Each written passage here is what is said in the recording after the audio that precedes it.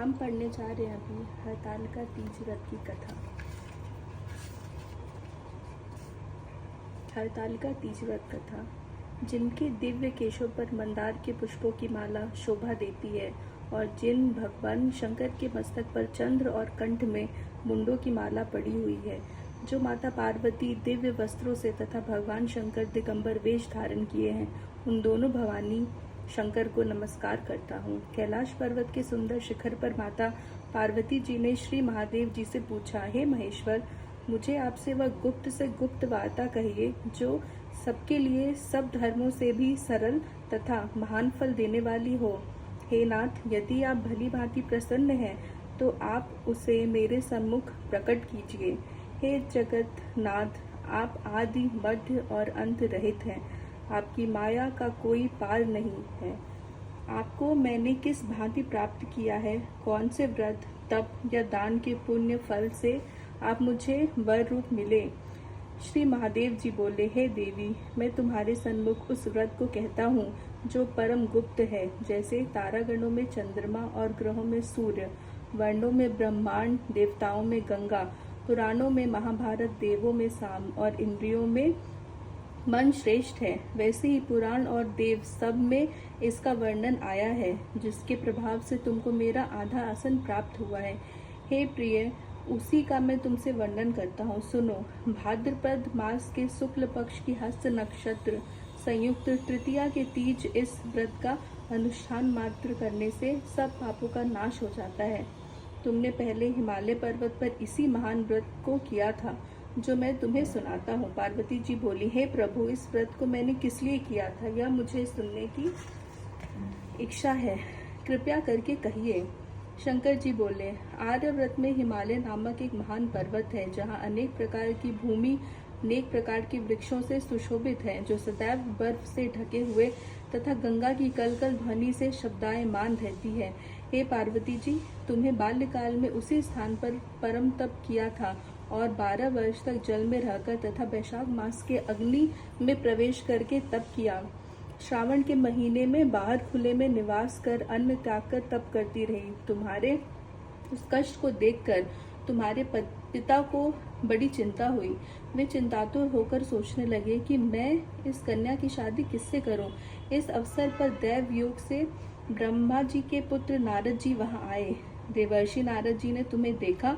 तुम्हारे पिता हिमालय ने देवर्षि को अर्घ्य पात्र आसन देकर सम्मान सहित बैठाया और कहा, हे मुनीश्वर, आपने यहाँ तक आने का कष्ट कैसे किया? कहिए, क्या आज्ञा है? नारद जी बोले, हे गिरिराज, मुझे विष्णु भगवान ने यहाँ भेजा है। आप मेरी बात सुनो। आप अपनी कन्या को उत्तम वर को दान करें। ब्रह्मा, इंद्र, शिव आदि देवताओं में विष्णु भगवान के समान कोई भी उत्तम नहीं है, इसलिए मेरे मत से आप अपनी कन्या का दान भगवान विष्णु को ही दें। हिमालय बोले, यदि भगवान वासुदेव स्वयं ही कन्या को ग्रहण करना चाहते हैं और इस कार्य के लिए आपका आगमन हुआ है तो यह मेरे लिए गौरव की बात है। मैं अवश्य उन्हें ही दूंगा। हिमालय का यह आश्वासन सुनते ही देवर्षि नारद जी आकाश में अंतर ध्यान हो गए और शंख, चक्र, गदा, पद्म एवं पीताम्बरधारी भगवान विष्णु के पास पहुंचे। नारद जी ने हाथ जोड़कर भगवान विष्णु से कहा, प्रभु, आपका विवाह कार्य निश्चित हो गया है। इधर हिमालय ने पार्वती जी से प्रसन्नता पूर्वक कहा, हे पुत्री, मैंने तुमको गरुड़ ध्वज भगवान विष्णु को अर्पण कर दिया। पिता के इन वाक्यों को सुनते ही पार्वती जी अपनी सहेली के घर गई और पृथ्वी पर गिरकर अत्यंत दुखित होकर विलाप करने लगी। उनको विलाप करते हुए देखकर सखी बोली, हे देवी, तुम किस कारण से दुखी हो? मुझे भी बताओ, मैं अवश्य तुम्हारी इच्छा पूर्ण करूंगी। पार्वती बोली, हे सखी, मेरी जो मन की अभिलाषा है वह सुनाती हूँ। मैं श्री महादेव जी को वरण करना चाहती हूँ। मेरे इस कार्य को पिताजी ने बिगाड़ना चाहा, इसलिए मैं निसंदेह शरीर का त्याग करूंगी। पार्वती के इन वचनों को सुनकर सखी ने कहा, हे देवी, जिस वन को तुम्हारे पिताजी ने न देखा हो, तुम वहां चली जाओ। तब हे देवी पार्वती, तुम अपनी सखी का यह वचन सुन ऐसे ही वचन को चली गई। पिता हिमालय ने तुमको घर पर न पाकर सोचा कि मेरी पुत्री को कोई देव, दानव अथवा किन्नर हरण करके ले गया है। मैंने नारद जी को वचन दिया था कि मैं अपनी पुत्री का गरुड़ ध्वज भगवान के साथ वरण करूंगा। हाय, अब यह कैसे पूरा होगा? यह ऐसा सोचकर वे बहुत चिंतातुर हो मूर्छित हो गए। तब सब लोग हाहाकार करते हुए दौड़े और मूर्छा दूर होने पर गिरिराज से बोले कि हे हमें आप अपनी मूर्छा का कारण बताओ। हिमालय बोले, मेरे दुख का कारण यह है कि मेरी रत्नपुरी कन्या को कोई हरण करके ले गया है, या सांप डस गया है, या किसी सिंह या व्याघ्र ने मार डाला है, वह न जाने कहाँ चली गई, या किसी राक्षस ने मार डाला है।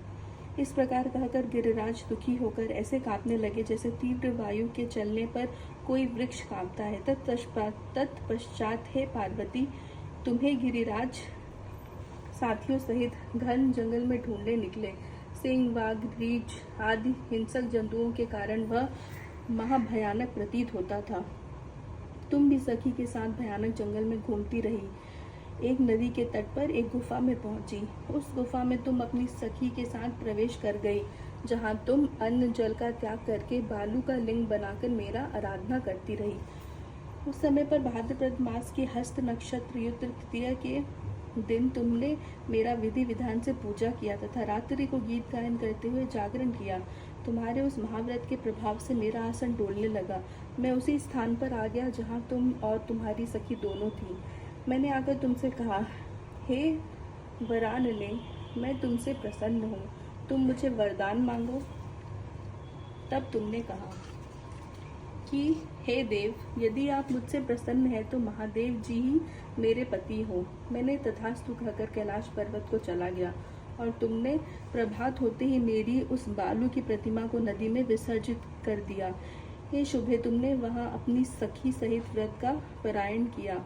इतने में तुम्हारे पिता हिमवान भी तुम्हें ढूंढते ढूंढते उसी घने वन में आ पहुंचे।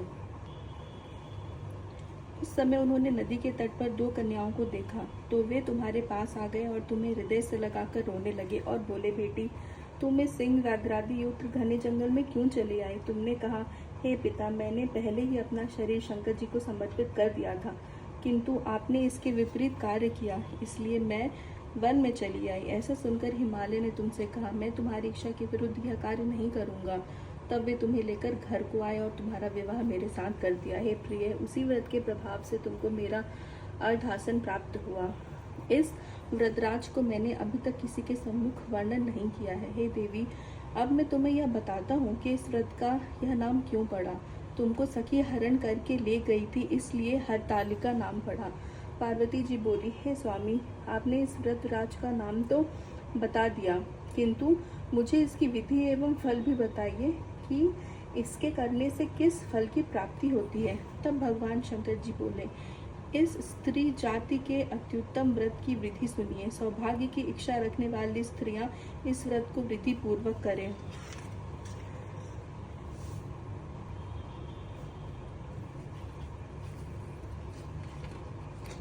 केले के खंभों से मंडप बनाकर उसे बंदरवादों से सुशोभित करें। उसमें विविध रंगों के उत्तम रेशमी वस्त्र की चांदनी ऊपर तान दे। चंदन आदि सुगंधित द्रव्यों को लेपन करके स्त्रियां एकत्र हो। शंख, भेरी, मृदंग आदि बजाएं। विधि पूर्वक मंगलाचार करें। श्री गौरी शंकर की बालू निर्मित प्रतिमा स्थापित करें। फिर भगवान शिव पार्वती जी का गंध, धूप, पुष्प आदि से विधि पूर्वक पूजन करें। अनेकों नैवेद्यों का भोग लगाएं और रात्रि को जागरण करें। नारियल, सुपारी, जवारी, नींबू, लौंग, अनार, नारंगी आदि ऋतु फलों तथा फूलों को एकत्रित करके धूप, दीप आदि से पूजन करके कहें, हे कल्याण स्वरूप शिव, हे मंगल रूप शिव, हे मंगल रूप महेश्वरी, हे शिवे, सब कामनाओं को देने वाली देवी, कल्याण रूप तुम्हें नमस्कार है। कल्याण स्वरूप माता पार्वती, हम तुम्हें नमस्कार करते हैं। भगवान शंकर जी को सदैव नमस्कार करते हैं। हे ब्रह्म रूपिणी, जगत का पालन करने वाली माँ, आपको नमस्कार है। हे सिंह वाहिनी, मैं सांसारिक भय के व्याकुल हूँ, तुम मेरी रक्षा करो। हे महेश्वरी, मैंने इसी अभिलाषा से आपका पूजन किया है। हे पार्वती माता, आप मेरे ऊपर प्रसन्न होकर मुझे सुख सौभाग्य प्रदान कीजिए। इस प्रकार के शब्दों द्वारा उमा सहित शंकर जी का पूजन करें। विधि पूर्वक कथा सुनकर गौ, वस्त्र, आभूषण आदि ब्राह्मणों को ध्यान करें। इस प्रकार से व्रत करने वाले के पाप नष्ट हो जाते हैं।